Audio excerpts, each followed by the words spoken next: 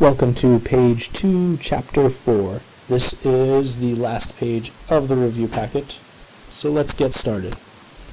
The line of symmetry of a parabola passing through the points 5, 8, and negative 11, 8. If I plot those points, 5, 8, and negative 11, 8, I can see that they lie on the same horizontal line, and the line of symmetry is going to be exactly halfway between them. So if I find the average between negative 11 and 5, I'll end up with negative 3. This equation of the line of symmetry is that x equals negative 3. X because it is a vertical line. So if the y-intercept is at 0, 50, what's the vertex of this parabola? Well, right now I've got a couple of points that are both up 8. What I might want to do instead of using those points is pretend like those are the zeros. Let's move everything down 8 units, and then we'll just remember at the end, shift it up 8.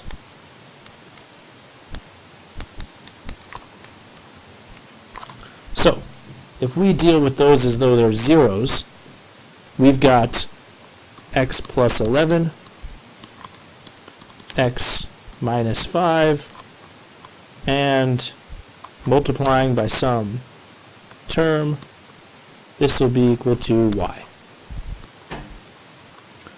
And at the end, we'll say plus 8. But we'll add that on at the very end. We can't put that on right now, because we got to figure out what our a is first. So, let's say x is 0. We end up with 50 equals a times 11 and negative 5, negative 55, or a equals 50 over 55, also known as negative 10 over 11. So, the equation of the parabola is x plus 11, x minus 5, put in a negative 10 over 11, and y equals, and also add a plus 8 here. At the last point, if I make x equal to negative 3, this will get me the y coordinate of my vertex. So I'll put in a negative 3 here, negative 3 here. Calculating this will get you at negative 3, comma, the y value. I won't calculate that because let's move on. Write the quadratic function that passes through this point and has a vertex at negative 1, 7. If we've got the vertex at negative 1, 7, I think that vertex form is the way to go. So y equals sum a times x plus 1 to go 1 to the left, and shift up 7. Make sure I leave that as squared, otherwise it is not a parabola. And it passes through a couple points. The point 1, negative 3. We can figure out what our a is here by computing this. Negative 3 equals a times 2 squared is 4, plus 7. Subtract 7 from both sides, gets us negative 10 equals 4a, or negative 10 fourths, or 5 halves, equals a. So, the quadratic function could be something like f of x equals negative 5 halves times x plus 1 squared plus 7. And we're done. A cubic function with a y-intercept at 20, a 0 at 5, and a double 0 at negative 1. Well, if there's a 0 at 5, you can represent that with x minus 5. And a double 0 at negative 1 will that'll be x plus 1. And to make it a double 0, we need to square it. Of course, there's some sort of thing multiplied on here, and this will be equal to y. Now, if the y-intercept is at 20, we can make x equal to 0, y equal to 20, and figure out what our a is. So 20 equals a times negative 5 plus 1 squared is negative 5. A must be equal to 20 over negative 5, or negative 4. With that, we end up with f of x equals negative 4 times x minus 5 times x plus 1 squared. Problem number 5. A rational function with a 0 at 4, so that's going to be in the numerator, an x minus 4. A whole at negative 3, so that'll show up in both the numerator and the denominator as x plus 3 over x plus 3, so that way it'll cancel out. A vertical asymptote at x equals 2, so I'll put x minus 2 in the denominator so that it doesn't cancel out.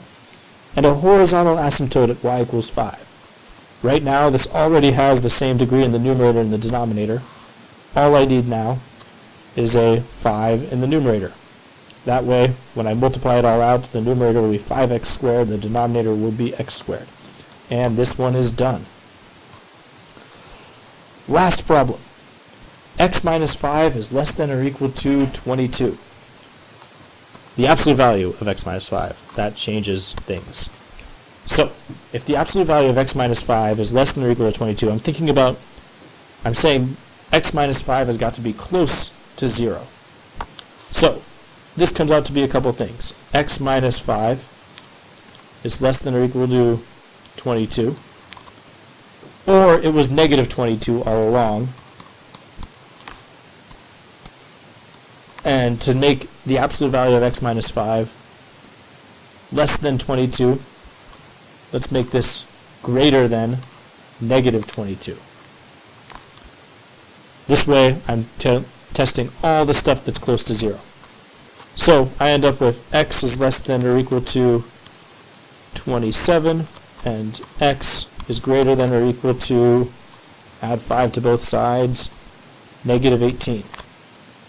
I'll draw my number line, put a point at negative 18, with a circle that's filled in because it can be equal to that, another circle that's filled in at 22, and I'm going to shade in everything in between. Now, just to make sure that this is correct, let's try some values. Something like negative 20. Is negative 20 minus 5 absolute value going to be less than 22? Well, negative 20 minus 5 is negative 25. Absolute value gets it positive 25. It does not work. Let's try the number 0. 0 minus 5 is negative 5. Absolute value is 5, which is less than 22. That works. Let's try the number 25. 25 minus 5. Oh, this should not be 22 over here. It's very nice to check your work, because this was actually 27. So let's try the number, instead of 25, let's try 30. The absolute value of 30 minus 5 is 25. Is that less than 22? No. So that was my answer. From 18 all the way out to 27. It says express it in interval notation, so I'm just going to go from 18, including that number, so a square bracket, all the way to 27. Hope that you found this useful. Definitely email me with questions or thoughts or anything. I want to see you do well, and I look forward to you taking your final and showing me what you know.